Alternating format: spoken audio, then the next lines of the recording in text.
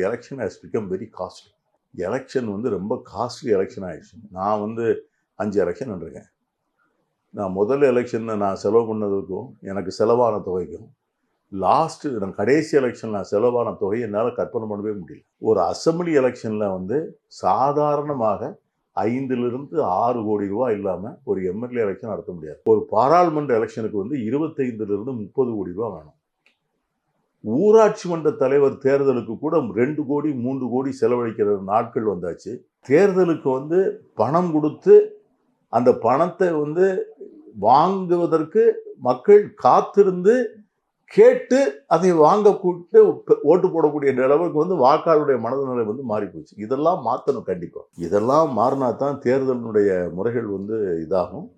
மீண்டும் வாக்குச்சீட்டு முறை வர வேண்டும். அது வந்து ப்ரொசீஜர்.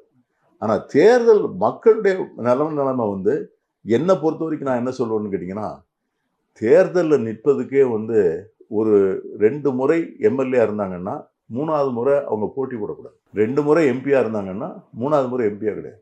2 முறை மந்திரியாக இருந்தாங்கன்னா 3வது முறை கிடையாது. இப்போ அமெரிக்காவில் வந்து எப்படி பிரசிடென்ட் வந்து 2 முறைக்கு மேலே நிற்க முடியாது, அதே மாதிரி இந்தியாவிலையும் பிரதமருக்கு 2 முறைக்கு மேலே நிற்க முடியாது. அப்படி தான் வரணும். ஏன்னா இன்னைக்கு வந்து நிறைய இளைஞர்கள் தயாராக இருக்கிறார்.